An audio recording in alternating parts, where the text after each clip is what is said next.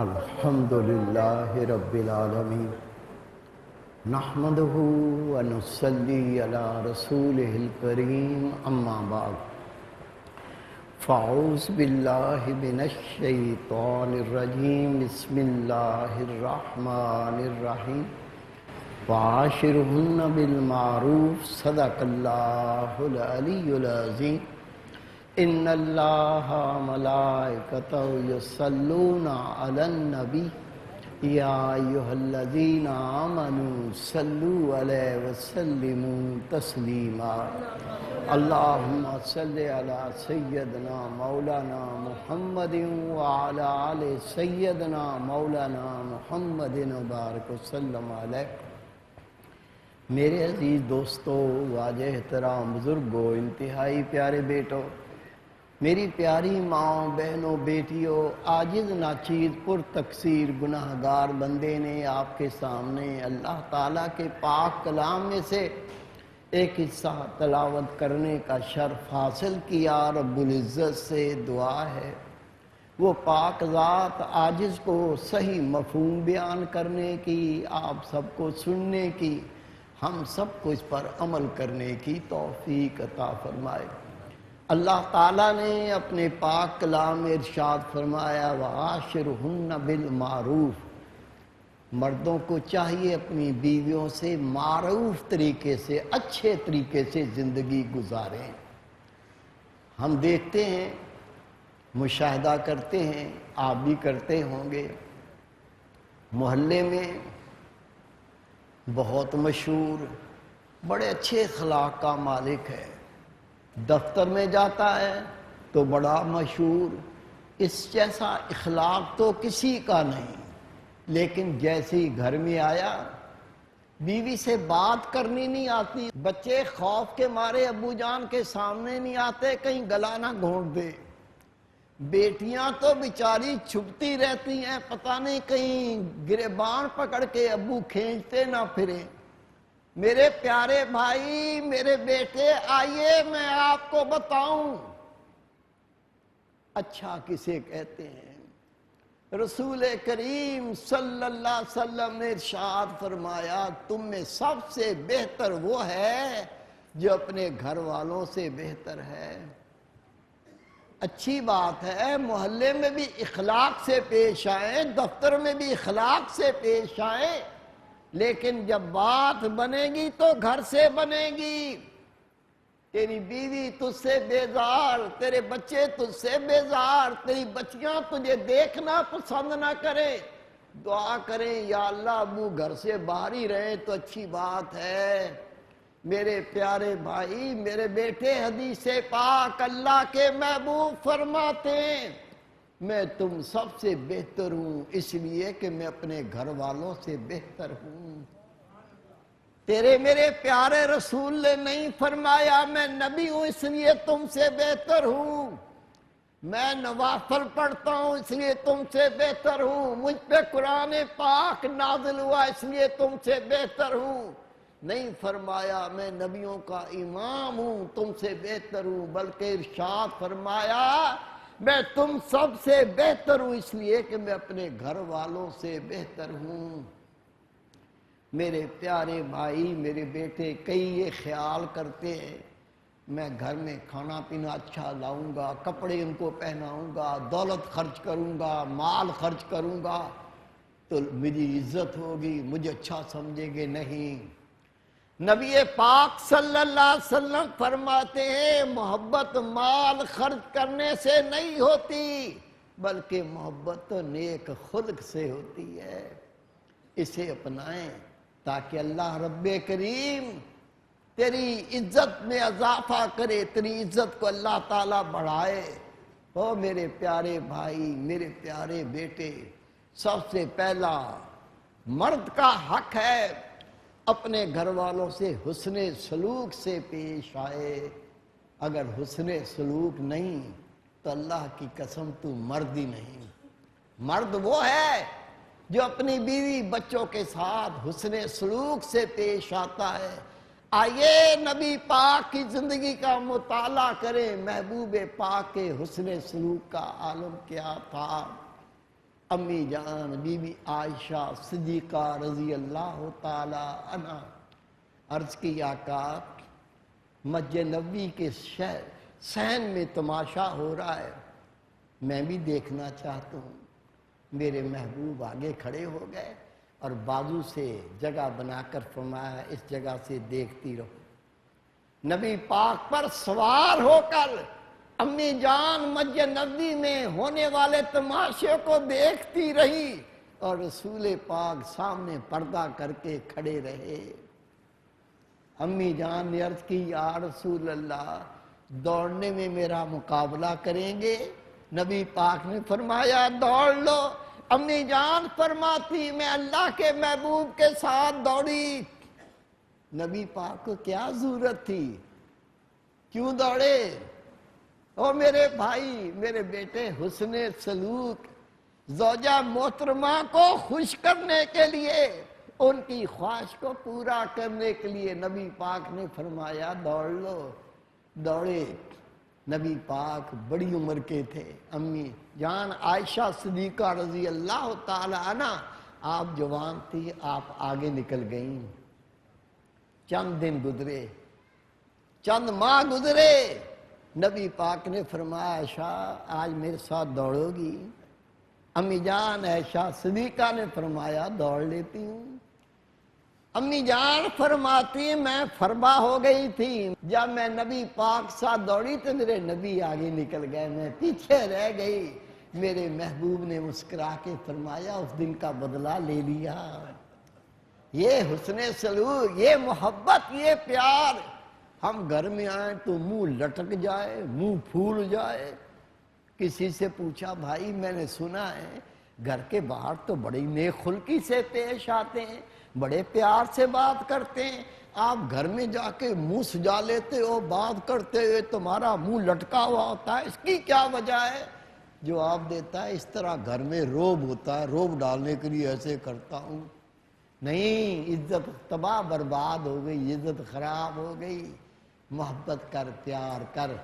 میرے پیارے بھائی، میرے بیٹے، حسن سلوک میں یہ شامل ہے اپنی بیوی بچوں کو نبی پاک کے دین کی تعلیم دے۔ جب تک بچوں کی شادی نہ ہو، والدین کا حق ہے اپنے بچوں کو دین کی تعلیم دیں، اور جب بچوں کی شادی ہو جائے، بیٹی کی شادی ہو جائے، اب شوہر کا فرض ہے اپنی بیوی کو دین کی تعلیم دے۔ اگر اس نے حق ادا نہیں کیا تو روز قیامت اللہ پوچھے گا۔ بچے ہوتے ہیں، کمزور ہوتے ہیں، اگر وہ کوئی فرمائش کریں، کوئی خواہش کریں، ہم اس کو مارنے نہیں لگ جاتے، اس کو دھکے نہیں دینے لگتے۔ چھوٹے بچوں کو آغوش میں لے کے، ان کا بوسہ لے کے، ان کو پیار کر کے اگر ہم وہ چیز دے سکیں تو دے دیتے ہیں، نہیں تو پیار کر کے سمجھا دیتے ہیں۔ تیری بیوی یہ لڑنے کے لیے نہیں ہے، کبھی مکہ مار دیا، کبھی سر کے بال پکڑ کے کھینچ دیا، کہیں پکڑ کے دیوار پر دے مارا، شرم نہیں ہے؟ اللہ تعالیٰ کا ارشاد ہے جس طرح مردوں کے عورتوں پر حقوق ہے، اسی طرح عورتوں کے مردوں پر حقوق ہیں، لیکن رب فرماتا ہے ہم نے مردوں کے ایک درجہ زیادہ عطا کیا ہے، عورت کو اپنے شوہر کی اطاعت کرنی ہے۔ میری پیاری بہن، میری بیٹی، میری پیاری ماں، اگر تیرا شوہر خدا کے دین کے خلاف کوئی حکم دے وہ نہیں ماننا، اس کے علاوہ شوہر حکم دے، بیوی کا حق ہے اس کی اطاعت کرے۔ جس کا شوہر ناراض ہو جائے اس عورت کا نہ کوئی فرض قبول ہے نہ کوئی نفل قبول ہے۔ اللہ کے محبوب نے فرمایا کسی مرد کے جسم میں پس اور پیپ پڑ جائے، اس کی بیوی زبان سے چاٹ چاٹ کے صاف کرے، پھر بھی حق ادا نہیں کر سکتی۔ رسول کریم صلی اللہ علیہ وسلم کا دور مبارک ہے۔ حضرت علی شیر خدا فرماتے ہیں میں جنت خاتون کے ساتھ مل کر رسول پاک کے دولت خانے پر پہنچا، میں نے دیکھا تو اللہ کے رسول رو رہے، آنکھوں سے آنسو رواں ہیں۔ ہم نے عرض کی یا رسول اللہ ہم آپ کی آنکھوں میں آنسو دیکھ رہے ہیں، آپ رو رہے ہیں۔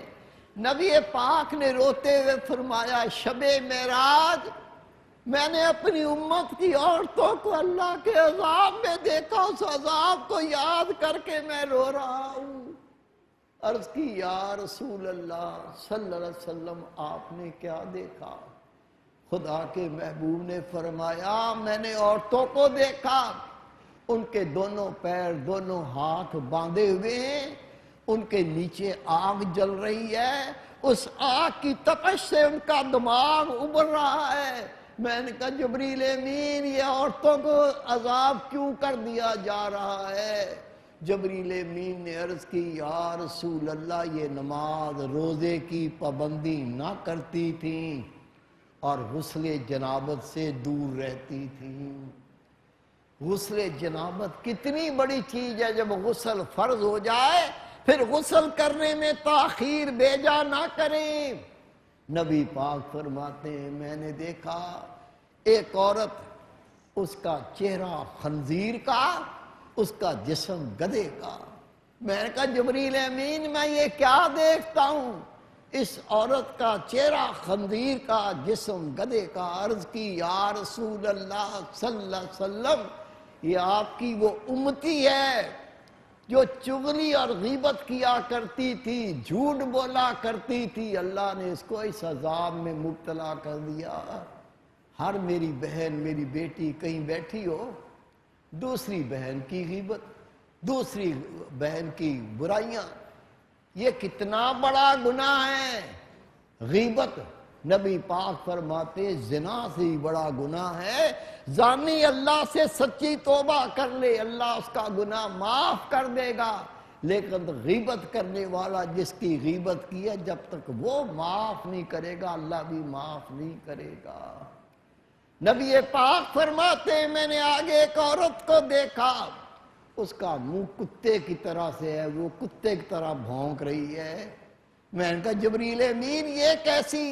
عرض کی یا رسول اللہ آپ کی امت کی یہ وہ عورت ہے جو فتنہ پرور تھی، اپنے شوہر کو ناراض کر دیا کرتی تھی، اللہ نے اس کو اس عذاب میں مبتلا کیا ہے۔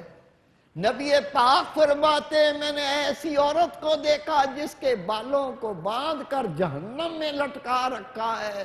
میں نے کہا جبریل میں یہ کیا دیکھتا ہوں؟ عرض کی یا رسول اللہ یہ وہ عورت ہے جو اپنے بالوں کو غیر مردوں سے چھپایا نہ کرتی تھی، قیامت تک یہ اس عذاب میں مبتلا رہے گی، پھر روز قیامت اللہ اس کا حساب و کتاب کرے گا۔